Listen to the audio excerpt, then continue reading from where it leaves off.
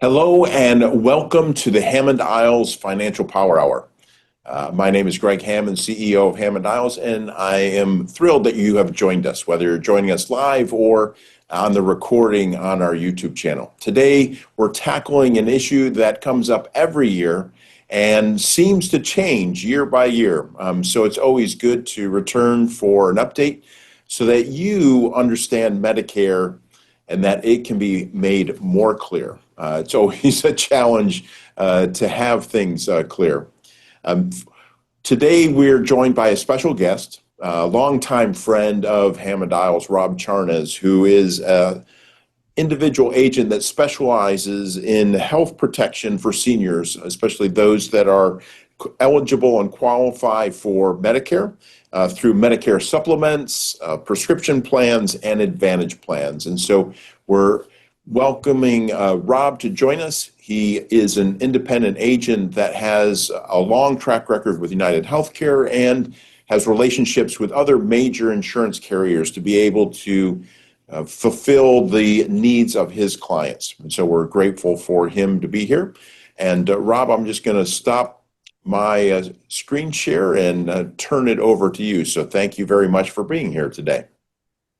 All right. Well, first of all, I'd like to thank you, Greg, for inviting me again. I've lost track of how many years I've been doing this for your firm, but it's always an honor. I think Hammond Iles is a top financial planning firm in Connecticut and now in many states. So again, thank you for having me. Um, when I first started doing this, these seminars were in person. And your clients would come in, and almost all of them had about a foot high of mail that they had received in the last couple of weeks just before open enrollment. And the more mail they had, usually the more confused they were. Medicare can be very confusing. And I hope by making it clear today with this presentation, it will seem simple and understandable and be of real help so that you all can choose the best possible plan for yourselves. I want to, before I go into all the details, I want to take a minute to talk about some perspective about 2026 and Medicare. First of all, there are major changes happening to Medicare nationwide. You've all heard about the cutbacks in Medicare and Medicaid. I read recently $800 million over the next few years are being cut out of Medicare. And there are some other things happening, like a perfect storm. The government supplements Medicare Advantage plans based on the star ratings that they have. And the star ratings are surveys of users. And those extra payments to Advantage plans have been greatly reduced. Providers, doctors, and hospitals, for whatever reason, are now asking for more money than ever. And they have installed last year a cap on prescription drug plans of $2,000, this year $2,100, which put a tremendous amount of additional cost on the plans. So just so you won't be surprised, when you review Medicare plans this year for 2026, you will see in many ways they're less generous, fewer plans, reduced benefits. Not that they're bad, they're still great, and they're better than anything else that's possible to have. But that's what's going on in the Medicare world, sort of a restriction, a reduction. The other thing I'd like to talk about in terms of perspective is to let you know that you have really only two options to choose.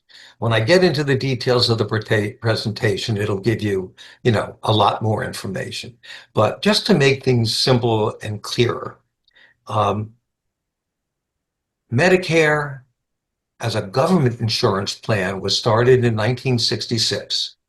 And it has two parts. Part A, which is hospitals and has no cost to you, but it does have a gap. It leaves a little over $1,600 deductible every time you go into the hospital. And then Part B, which does have a monthly premium um, starting this year or next year, 2026, at $206, and it goes up based on your income. Um, that's medical services, and that leaves an even bigger gap. 20% of total Medicare medical costs are left to you. So back then in 66, to cover those gaps for people, the government allowed insurance companies who were eligible to offer Medigap or Medicare supplement plans, as they're known now. Those cover all or most of those gaps, the deductible and the 20%. Um, they do, however, have a fairly high monthly premium, anywhere from $200 on up. And the uh, services that you can get after you pay that high monthly premium are either free or very low cost. Right? So that's a Medicare supplement. Then 20 years later, when drugs started going through the roof, the government came up with the Medicare prescription drug plan. And since Medigap or supplements didn't have drug plans, you have to add that. And that cost anywhere from $20 to $100 a month more to your premium if you go with a supplement. If you don't get the drug plan, you get a federal penalty. So that's one choice. The other, 30 years later, the government realized that those costs, those gaps, were too great and the cost of supplements too high for many Americans. So they decided to privatize Medicare with Part C, now known as Medicare Advantage plans. And they would pay insurance companies who were eligible for this a subsidy to actually manage those plans rather than Parts A and B being managed by the government. And Advantage plans were sometimes zero premium a month or minor, like $39 a month. But the catch is you pay for every service you use. So if you saw a specialist, it might be $35 or $45, depending on the plan. If you go to the hospital, $100 a night for a certain number of nights. So you pay as you go, right? Rather than with a supplement, you're paying pretty much upfront every month. And so those are your choices, either a supplement or an Advantage plan. And the criteria that most people use is health. If you are pretty sure you're going to need hospitalizations, expensive tests like MRIs, surgery, like you're going to have a hip replaced, people tend to get supplements. They have no network, they're easy to use. And if you used an Advantage plan with that kind of medical services being so high, the copays could be higher than a supplement's cost. If, however, you don't expect to have hospitalizations or surgery or expensive tests, people tend to choose Advantage plans because they can save $2,000 or $3,000 typically by getting an Advantage plan. And by law, Advantage plans cover the same exact medical services that supplements do. Plus, they offer a lot of extras in vision and dental and a variety of things, hearing. So those are your two choices, really, to keep things as simple as possible. You can do a supplement or you can do an Advantage plan. And now we'll get into the nitty gritty. And as I go along, if you have any questions, please feel free to chat them and I'll answer them at the end. We're going to talk about what Medicare is, who can get it. Do you need a plan? If you're working after 65, which so many of us are, what does Medicare cover? Where can you get more coverage? What does Medicare cost? How do you choose Medicare coverage? When can you enroll? When can you change your coverage? and how you can save money. And then there'll be some resources that you can use to get even more information. And by the way, I'm one of them. You can always call Greg and who will refer you to me or call me, and I'll be happy to answer any questions. You don't have to be an actual client of mine. So let's start. What is Medicare? It's a federal health insurance program for U.S. citizens and legal residents. It's funded in part by the taxes you pay while you're working. And it's not family plans, it's all individual. And it's not free, as we discussed it, and it's not Medicaid. Medicaid itself, unfortunately, is spelled so much like Medicare, people get confused, but that's a health program run by the states that are for low-income families and children.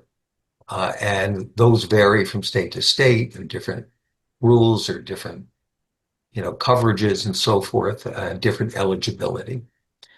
There is something new, which I'll go into a little bit more later.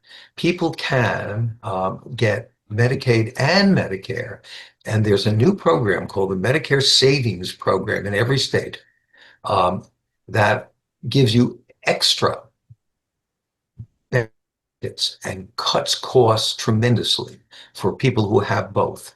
However, remember, you have to have quite a low income to qualify. And my guess is that if you're a client of Hammond Iles, you don't have a low income, and you're doing very well. But I mention this because many of us have relatives or friends that do have low income, retirees and so forth, and don't know about this Medicare Savings Program. And you do them a great favor by telling them about it. So who can get Medicare? Any citizen. If you're a legal resident, you have to have been in the United States for 5 years in a row, and it has to be the 5 years just before applying for Medicare. You can also get Medicare if you're 65 or older, if you're younger than 65 with a qualifying disability, or any age with a diagnosis of end-stage renal disease or ALS, which is Lou Gehrig's disease. And as I just mentioned, you can have both Medicare and Medicaid. It's those dual programs, and they work together. Do you need Medicare if you plan to work past 65, which so many of us are doing, including myself? There's two answers to that question. One, in order to get a Medicare plan, you need Parts A and B. But if working for a company which has 20 or more employees, and the coverage is similar to Medicare, it's called creditable coverage, you probably want to continue with that, and you don't want Part B. You only want Part A, so you're not paying double to the company and for Part B. But you are allowed to delay getting Part B without penalty until you terminate or your medical insurance with your employer. You have a special election period. Or if you're 65 and you work for a company with less than 20 employees, you should apply to both, and that will be your primary coverage. Also, if it's more than 20 employees, but the coverage they give you is not similar, not to Medicare, it's not creditable. The same rules apply if it's your spouse's employer and you're on your spouse's plan.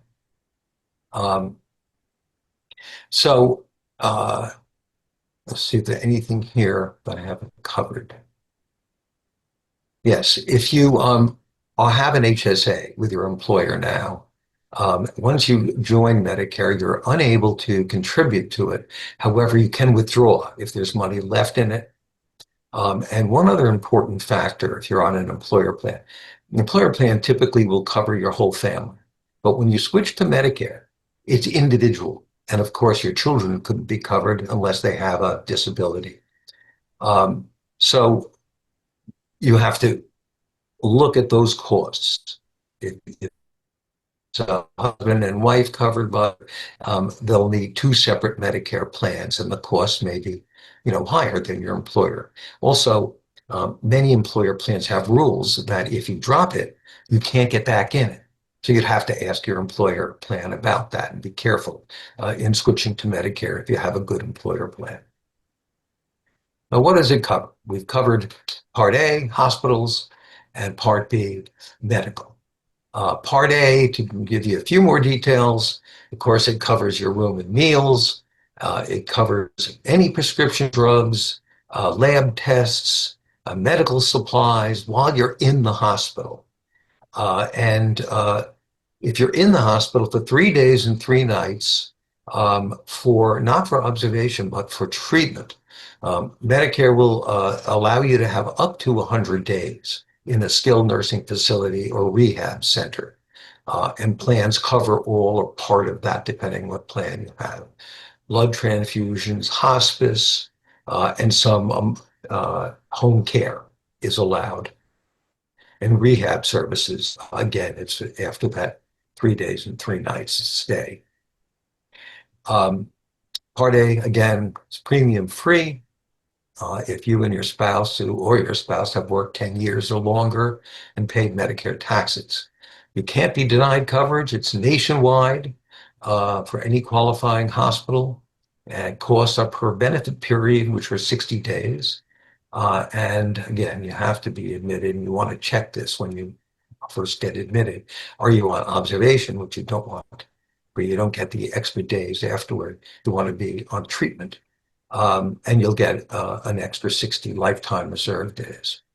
Part B, Medicare, covers doctor's visits, tests, outpatient care, including outpatient surgery, x-rays, physical therapy, occupational therapy, diabetes screening and supplies, mental health care, medical equipment, and telehealth visits are very popular and have the virtual visits, and that's covered by Part B. It does have a monthly premium starting, I believe, at $206 a month, going up as high as $500 and $600 a month for high-income individuals. But you can't be denied coverage. It's nationwide. Any provider who accepts Medicare has to give you coverage. And there is a penalty for late enrollment unless you qualify for a special enrollment period. Medicare, original Medicare, it's called, Parts A and B, don't cover all the costs. We've sort of touched on this, right?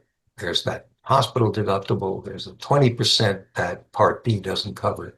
There's no prescription drug plans. It doesn't typically cover eyeglasses, vision, hearing, dental, long-term care, or excess charges, which in certain cases, doctors and hospitals are allowed to charge up to 15% over the Medicare allotment. And they typically don't cover care received outside the U.S. unless it's for emergencies. And where can you get more coverage? Well, this is really why you're at this meeting, because you don't want just original Medicare with the 20% gaps and deductibles. So one thing you can do is you can get a supplement, but then you have to get a prescription drug plan, Part D, and that will cover either all or most of those gaps. Or you can get a Medicare Advantage plan, called Part C now, and that also will cover the same medical services that your supplement covers. It normally will have a prescription drug plan built in for the same, low premium, monthly premium, $0, $39 kind of thing. And it does offer a lot of additional benefits. Advantage plans have vision benefits, dental, hearing, sometimes transportation, sometimes over-the-counter drugstore items, things that supplements, if they have anything, it's usually a discount program. So there are a lot of extras with Advantage plans, plus the low cost.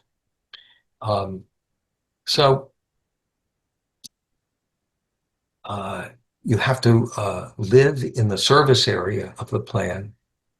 The benefits are administered by the plan, not by the federal government, only offered by private insurance companies, and I've covered the rest of this. All Advantage plans cover the benefits of Part A and B. Prescription drugs for most plans cover them. And as I mentioned, dental, eye, hearing, and fitness programs are part of most of those plans. There are many different types of Advantage plans. I'm not going to go over all of them because there are really only two that are important in your states. One are HMOs, Health Maintenance Organization plans.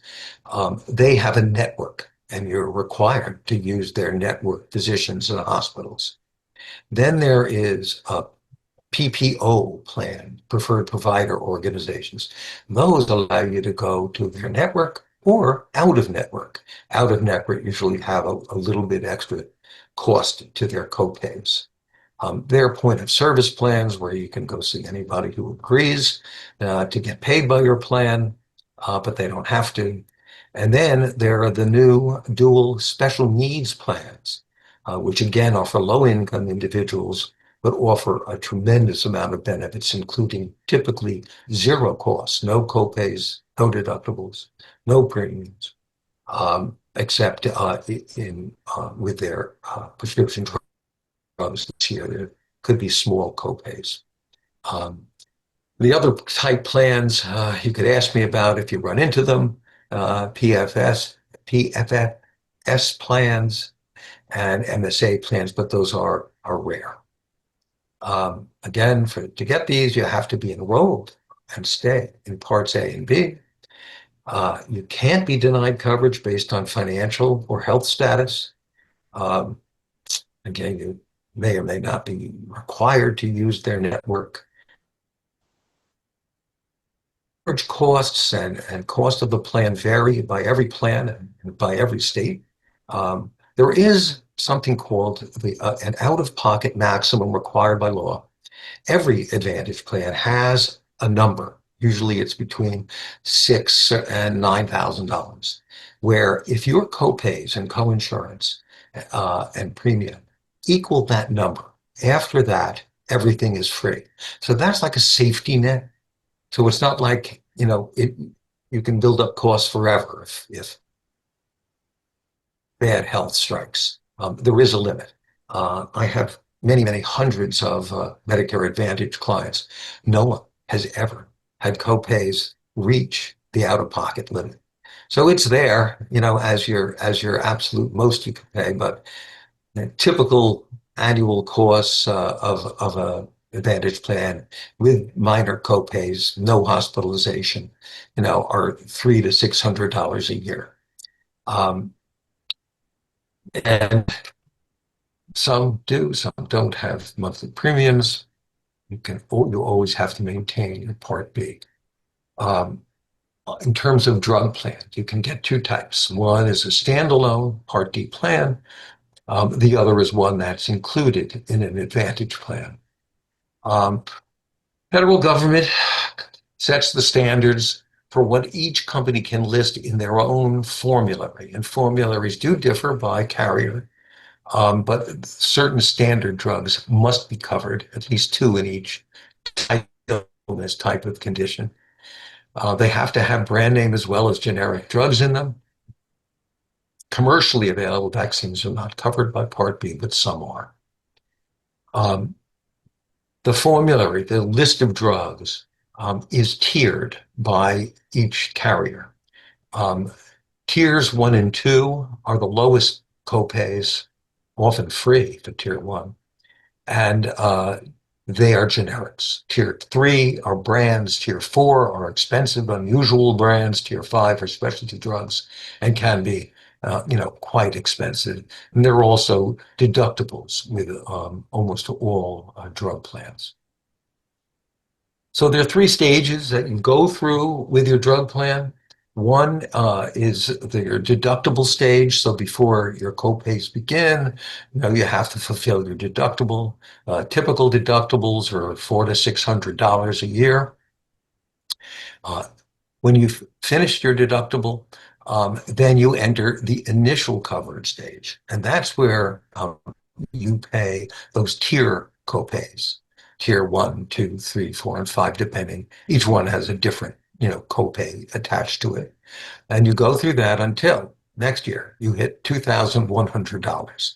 That is a new federal cap on all prescription drug plans. And it's wonderful because people in the past have spent many thousands more than that because they had to have those drugs to live. So now all the drug plans are capped at $2,100 for next year. And when you reach that, go into the catastrophic coverage stage. I like to call it the wonderful coverage stage because you have no copays for the rest of the year. And then it recycles at the beginning of the next year. So that's how the tiers, the segments work in every drug plan. You have to stay in A and B, A or B, or both, to keep your drug plan. Sometimes you'll be required to use a pharmacy network.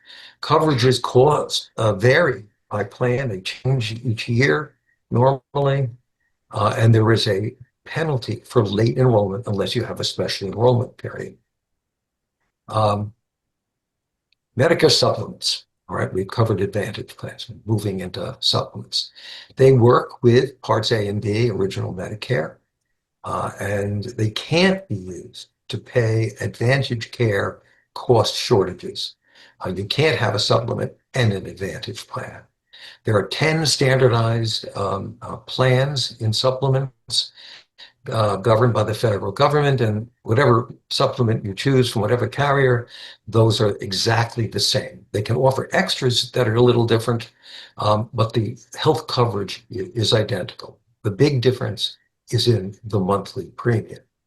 I remember in one of the in-person Hammond Iles seminars years ago, I was discussing the AARP supplements, which were the most popular and typically relatively low priced.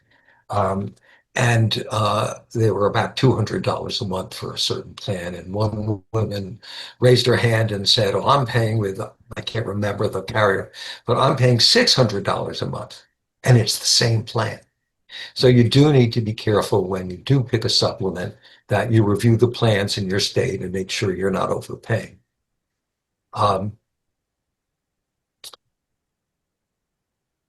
And, these supplements, as we discussed, help pay basically for everything, plus some blood transfusions up to 3 pints. They give you 365 extra hospital days. Hospice is included. Some of them will pay a Part B deductible, some not. Next year, the deductible, I think, is $280, $275, $280 for the year. So it's not considerable. And they all pay the Part A deductible, that $1,600 deductible for hospitals. Many of them offer foreign travel, which you don't get in Advantage plans other than emergencies. But those foreign plans are usually limited. There's a certain dollar limit, and there's usually they pay 80%, not 100. So, that's supplements, right? This is a chart which lists all the payment areas and what each supplement letter covers. If Greg gives me an extra hour and a half, I'd be glad to go over this, but since he surely won't, I'm going to skip this, and if anybody wants more information about individual plans, feel free to give me a call or an email.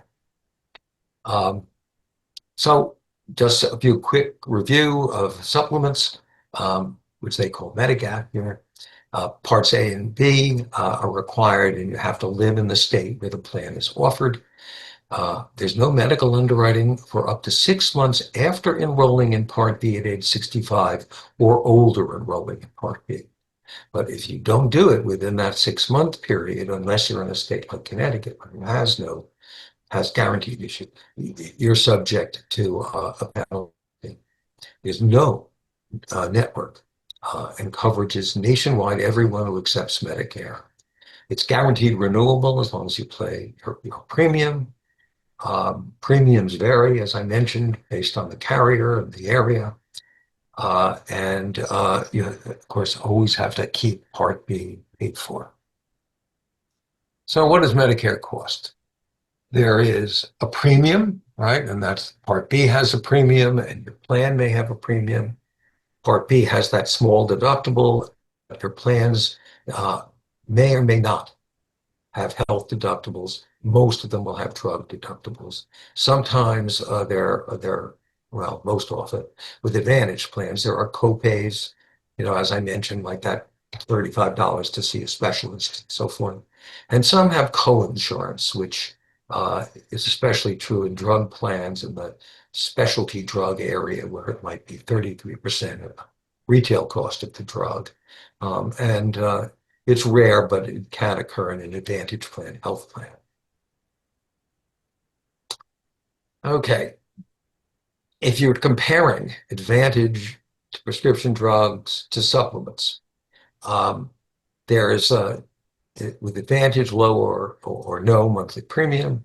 Part D has a monthly premium, $20 to $100, and Medicare supplements have, fairly expensive, a few $100 monthly premiums. They all have the possibility of deductibles, possibility of copays, and the possibility of coinsurance. Um, and I mentioned the out-of-pocket maximums to give you a little safety net with Advantage plans. So here are your choices in terms of what configuration you want to have. You can stick with just original Medicare, which almost, people generally do not do because of the gaps. You can choose original Medicare with a separate Part D drug plan. You can choose original with a Medigap supplement. You can take a prescription drug plan and a Medigap supplement plus original, or you can go to a Part C Medicare Advantage plan with or without Part D. And those are your configuration choices. And this gives you another look at it. This is just original Medicare, and you'll get your Medicare card. This is a supplement with a Part D plan. This is an Advantage plan with a built-in Part D, with additional benefits that it offers beyond original Medicare in dental, health, fitness, vision, and so forth. Um, so So the coverage of comparing supplements, Medigap to Advantage, I don't want to belabor this since I have covered it, but in Medigap, it pays usually more of the original Medicare costs. Medicare Advantage covers the same things, but have copays, which may not cover all of the gaps that a supplement might. I'll just mention while I'm at it, you might want to note this, that plans G and N are by far the most popular plans for people who are not on disability. Plan G covers all additional costs beyond the premium, and Plan N has a few minor copays. So even though there's 10 different plans, really those two are the ones you might want to look into more seriously. There's provider networks only in Advantage plans, and not all of them have that. You can go out of network in PPOs, national coverage in Medigap plans, and I mentioned that premium cost is higher with supplements, lower with Advantage plans, but you have copays and you have generally less out of pocket with a premium plan. This is a minor but interesting point. When you have a supplement, you have to carry two cards. You have to carry your Medicare card and your carrier card. With an Advantage plan, it's all in one, since it's all managed by the carrier. When can you enroll? Well, the most common is the initial enrollment period, which is 3 months before you're 65, the month of your 65th birthday, and 3 months after. Those are the best times, and it's generally better to do it 3 months before, so your coverage will start on the first day of the month of your birthday. If you don't have A and B, you must have it, right, in order to get a plan. So if you're getting Social Security uh, at age 65, the government will send you a Medicare card which has A and B on it.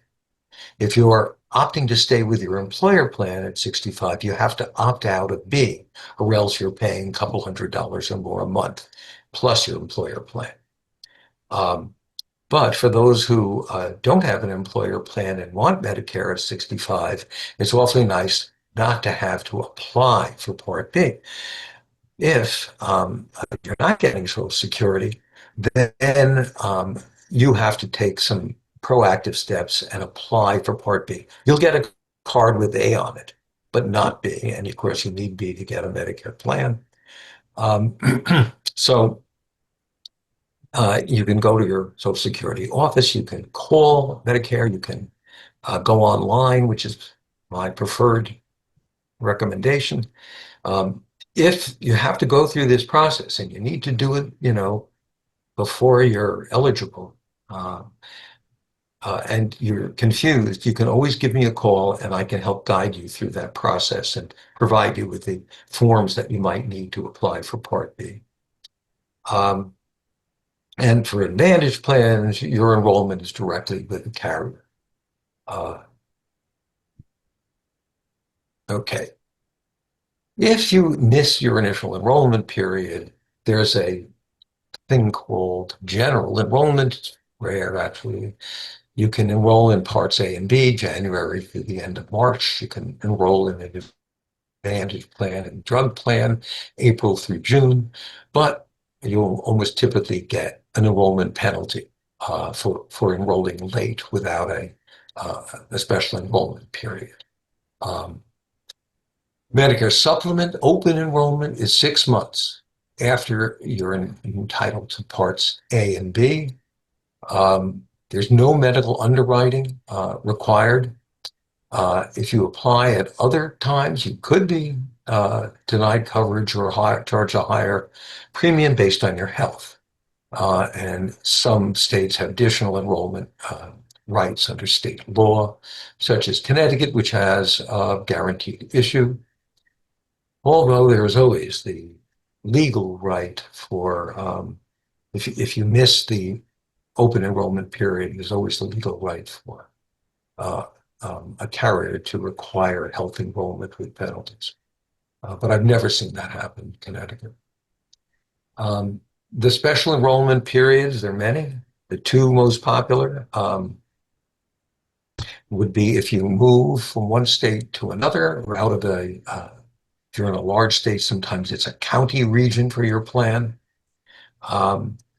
If you leave an employer and terminate employer insurance, that's a special enrollment period.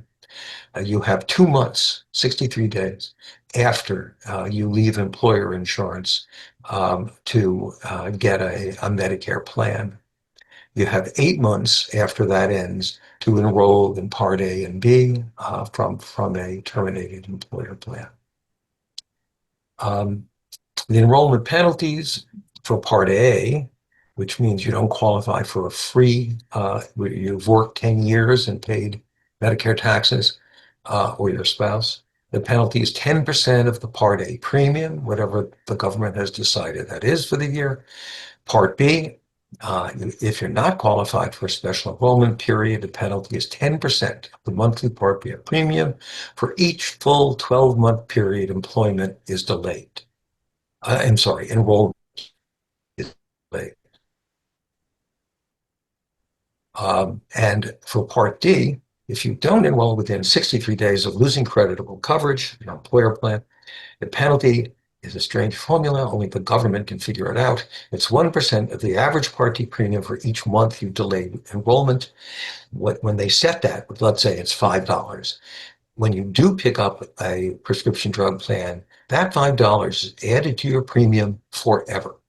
All right, so it's not a high amount necessarily. It depends how many months or years you go without, Part D coverage, but it doesn't go away.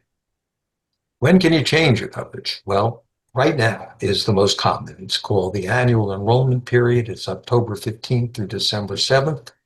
Um, you can do whatever you want. You can drop plans, you can change your plan, you can go from Advantage to Supplement, vice versa. Change Advantage plans, do whatever you want. The next one is only for people who have Medicare Advantage. They get a open enrollment period, January 1st to March 31st, where they can change their Advantage plan. They can drop Advantage and go back to original Medicare or to a supplement with a drug plan. I mentioned some of these already, the special election period, like moving, leaving an employment plan or a COBRA. And how can you save money? All plans, supplements, and Advantage have a long list of preventative services, often including mammograms and colonoscopies and certain kinds of vaccines, screening for cancer and diabetes and so forth. They're all free, and bone density tests. If you take advantage of those, you can help improve your health, and that'll cut costs. Using your provider network is either required or it's lower than if you are allowed to go out of network, lower cost. If you can use generic rather than brand name drugs, they're much less money. And if you use a plan's preferred pharmacy network or mail order, usually that saves money on your drug copays. It's important to understand your status in the hospital. Remember, you want to be there for treatment, not observation. And even if you get an aspirin, I would argue that. And that's ways you can cut money. There are a whole number of financial assistance programs, the Medicare Savings Program, Extra Help, which is a drug program, Medicaid, of course. There's a program for low-income elderly. And there's an outfit called SHIP in every state, which can give you information, your state SHIP office. Where can you go for help? Medicare Made Clear has a number of sources, their newsletter, their website, and that can give you information. If you wanted a copy of these slides, I have booklets that these slides are based on, which if you ask Greg for it, I can get those sent out to you. And there's always Medicare.gov, a very, very informative site, and 1-800-Medicare if you want to use the phone. Although in Washington these days, I'm not sure anyone's answering their phone, but there it is. So thank you very much for bearing with me and going through all the details. I hope this is helpful to you in making your decision. And like those folks who don't go to seminars like this, often they will make the wrong decision and it'll cost them money or they won't get the coverage they need. So again, compliments to you for sticking with this, and I'm happy to answer questions if I can. Well, thank you, Rob. We greatly appreciate you taking time to be here and sharing your information once again. For those of you that may not be familiar with Hammond Iles, we hold these webinars on a regular basis. And you have the opportunity to get a free conversation not only with Rob after today's presentation, but also with a financial coach at Hammond Iles. One of the things that makes our firm unique is that we have no minimum investment amount. We believe everyone starts from somewhere. And so we're here to empower investors to grow and plan for the retirement and life they'd like to lead. All of our online financial powers, including the one today, will be found on our YouTube channel. So if you'd like to share this information with someone or go back and re-watch part of today's webinar, you'll find it on our YouTube channel if you just search for the Hammond Iles channel. Also, if you follow us on any social media platform, you'll also get links to many other events and information that we share. We also have resources on our website at hiwealth.com that you can find some additional information. We will also be including in today's webinar, we will include the contact information for Rob. So if you have follow-up questions that you think of after today's webinar, he'll be happy to answer those for you. Or you can reach out to our office and we'll be happy to pass that information along to him. So with that, I thank you for your time today.